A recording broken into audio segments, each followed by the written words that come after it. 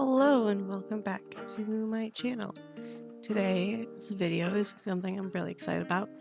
It is a sculpting process for a project I've been working on for a little bit now, of some bones. As you can see from the video, this is kind of just a snippet of my process in sculpting these. It's kind of funny, I actually did not plan on making this video at all. I'm in currently the process of texturing this character, and I've been recording it, and I was gonna go and make that video. I found that I had, I guess, recorded some of the process from the sculpting back in like December of 2024. So since I have the footage, I thought, why not share it? It's really cool. I'm glad that I actually recorded it. It was fun looking back at me sculpting this. These bones are my favorite part of this character for sure. And I guess I'm gonna talk a little bit about like what I'm doing here. What you saw before, they were in a block out, and now I'm just kind of refining it and doing the high poly pass.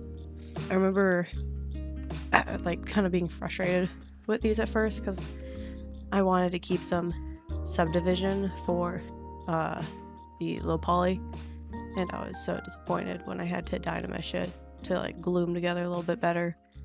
But overall, I liked how it looked, so it works out.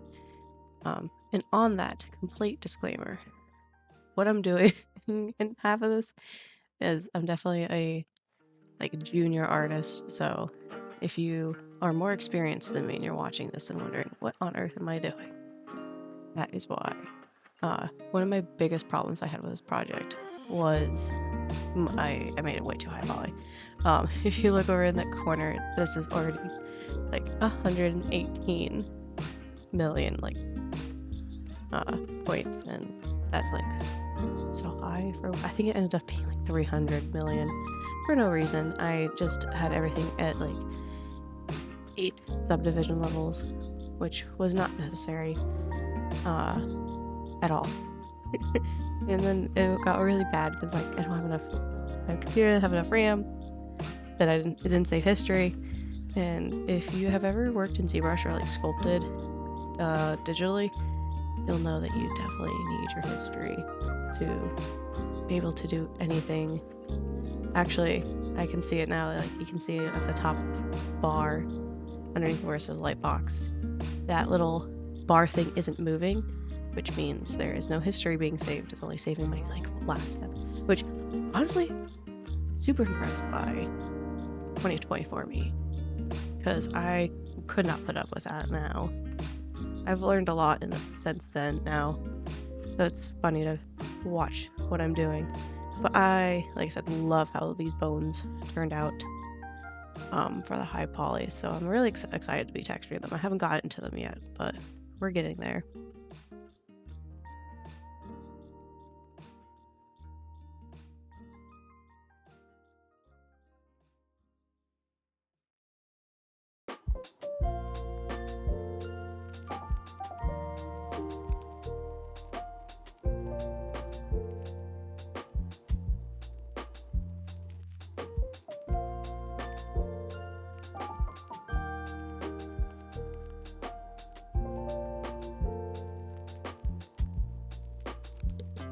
Heads up, this is like going to be an incredibly long video for, like, especially compared to my other videos. I don't want to speed up the video too much to make it not watchable, and again, I didn't want to cut a lot of it out, so 20-minute video, here we are. I figured I'll ramble a little bit, I'll put some music in the background, and if someone wants to watch it, they'll watch it. And back to what I was saying about it being like too high poly. I don't know, I during when I was going to school for 3D modeling, I had someone give me feedback essentially that I didn't have my model high enough for it to receive like detail, specifically this like wood detail that you'll see that I use right now to like create that kind of like those little line indents. And so I got it stuck in my head that I have to, when I'm like zoomed in, it can't be pixelated. It has to be crisp, beautiful. And I did that for everything. And it's like, especially for this model, no one's gonna see that close. It just needs to look good for a bake. And as you can see, to create the like the more bony, like whole texture, I did like surface noise, which was so fun because this was the first time I've ever done something like used this tool in ZBrush like this, and it was so cool to be able to like sculpt on it with the clay buildup, and it like almost add to it, like it's still like the noise kind of builds on top of each other and like overlays, and that was such a fun thing to do. I'll definitely probably keep making bones like this for now, unless obviously I guess if the textures turn out horrible, but I thought it was a lot of fun doing it like this. And I also know now not to zoom in so much. It was crazy, especially with like this character, you'll kind of see in bits, has a lot of leather straps to her, and those leather straps have like what is it called, like rips, and I just was like making sure those things were like 8K level, which was again so not necessary. It was so funny when I took some time off of this project to do an internship, so, and I also obviously learned a lot in the internship, so I came back to this and I was like, and I was preparing it for, like, I had finished the low poly, I had finished up the UVs, and I was like, okay, time to bake it. And so I was kind of like preparing it for that bake, and I would see how high this stuff was, like, what was I doing? And I was able to, like, again, I think I have it now at like maybe 100 million, maybe. Like, I chopped that thing in literal half because some things I kept as high as they were, but 99% I did not, and I just kind of silly that I was so focused on it. Like, I would zoom in and be like, it's not clear, and it's like, well, of course it's not clear, they're pixels, how are they going to be clear? I have the same problem with like more, I guess, like 2D digital art, where I zoom in and see every single pixel, and I think, why is it not like crystal clear? Why is it so pixelated? It's like, I gotta just zoom out. That's the thing that's kind of refreshing for sure about traditional art, and I really kind of want to get my hands on some to give myself that like reminder of, you know, if I zoomed in onto the line art of a pen, it's not gonna be perfectly straight. So it is definitely, I'm glad I at least awoke from that dilemma, because again, it was causing major issues for this project.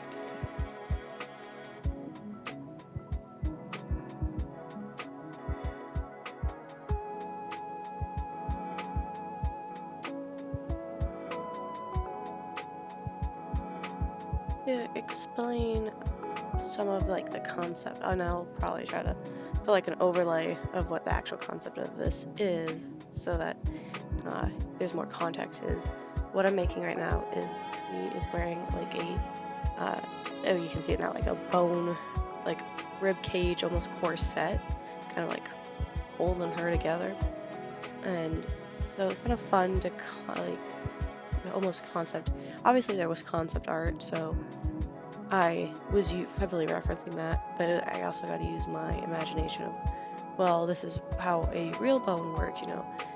There are parts where bones fuse together, and, you know, that's what, you know, that looks like on a bone, which I don't know anything scientific, so can't describe the actual process. But how do I make it look as if there's bone being fused together from like development of whatever creature this was that he's like wearing, and that was really cool. This is a project for a demo reel from the school that I graduated with at Think Tank Training Center, it's called.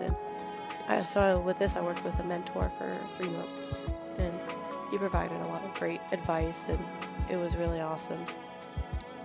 And reminding me about like, remember that storytelling with the bone and where like damage might happen or things might fuse and how that looks. That helped a lot with this, and that's something I hope with my next character I can push even further, is focusing more on the storytelling aspect of character art, and obviously it's still the technical stuff, because I am very far from being like a technical expert, but I do think that if I focus more on the storytelling aspect and having whys to what I'm sculpting, that technical part will almost like naturally follow. So I'm excited for that. Again, I'm in the texturing process of this, so I'm almost there. I love the little like bulbs parts that I sculpt. That was so much fun. Seriously, like this, like looking at this makes me want to find a concept with more bones and do that. This concept has a, what's it called? A weapon. Sorry, I'm like not using a script right now. I'm just kind of rambling, which is also why it's so all over the place. In the past, I actually do normally kind of type down my thoughts first and then talk, so I'm sorry if this is like extra rambly. But yeah, this character has a weapon that I didn't have time to make. Again, you have 3 months to make this character, then you're kind of on your own. And at this point, I just want to get the diploma and kind of move on. I've been working on it since October of 2024. It's reached its expiration point. So sadly, I won't necessarily be working on when I post this or when I submit it, it's not going to have a weapon, but seeing me make the bone kind of makes me want to at least do it for like fun, like a personal project maybe later on in the year, because it's like a bone scythe, so I think it would be really fun to at least sculpt. Probably not bring it all the way to like game ready, but I could give it a good concept sculpt and have fun with it.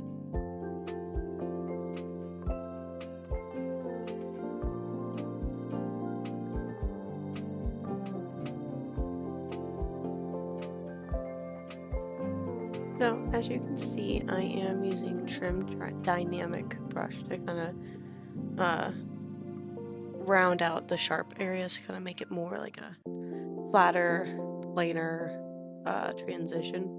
I love this brush. Definitely my favorite. I think it's a common opinion in the ZBrush community, though. I don't think I'm special at all in liking Trim Dynamic. I'm working on a stylized sword for like fun in between this, and I have like used that brush for everything. It's really bad. I feel like I should get more into different brushes in ZBrush, but I think this video is a perfect example of the two brushes that I live and die by, which is Trim Dynamic and Clay Buildup. Would like to maybe this year experiment a little bit more. I see like my boyfriend, he'll use like all these cool brushes and he'll make really fun effects, and it just, I don't know, seems fun. So I need to just remind myself to be more experimental with sculpting. Again, sorry if not only is what I'm talking about repetitive, but the video, it is just sculpting bones, so the same exact process for every single one. And boy, that's something to talk about. This character tested my patience. I thought like to myself when I chose this, I was like, oh, it's such a cool character. She's like this like sexy little like, I don't know, I think of her as almost like a underworld person. Someone like almost like the Grim Reaper, someone who collects your souls, and I thought it was gonna be like fairly easy to texture, which, to be fair, right now so far it is. Pretty much, I got 3 materials. How hard it can it be? But sculpting the exact same thing over and over and over again, I feel like made this project drag on. There was no like point where I was like, if I was getting bored of something, where I was like, oh, I'll just move on to the other thing. Like, especially since I think at this point I was so new still to sculpting.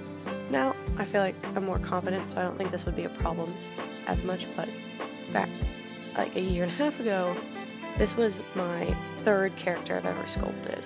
So I was not super secure in repeating my process. So like with the bone, I wanted to get the bone all out of the way because I was worried if I tried to repeat it, I wouldn't be able to, or it wouldn't look too different. And in hindsight, that is very silly. It's not a good way to learn either, but I don't think I did that. I know I took breaks, like I was able to repeat it, obviously, but I had that fear. So I have like 3 things that I can sculpt, and then half the time I was unsure about going back and sculpting them, and that made it just such a drag. Like I would take forever to do, especially the leather. It was just, I would go in and take days to do it because it's like literally the exact same thing. And I think at one point that's why I didn't record as much as I originally wanted to, because it is very much like watching. Like, once you see one leather strap, you've seen them all. And same with this bone, sadly, like, you see one, you see them all. Well, we are coming to the end of the video. I really appreciate anyone who has watched it this far, listening to me try to think of things to talk about. I hope I get better at it, but it's definitely very foreign. It's weird because, I'm sure as everyone does it, you always have like this conversation in your shower, and I'm like, oh, that'd be great to talk about on a video. And then I come and record, and I'm like, I don't know what I've ever talked to myself about. At the very end of the video, you'll see I kind of do a little turnaround of what the bones look like right now. Like, it's low poly, what you're seeing, has the normal map on, the AO map. It's not textured yet, but I just wanted to add that to the little, like, this is the progress. Thank you guys so much for watching, and I hope you guys stop by next time.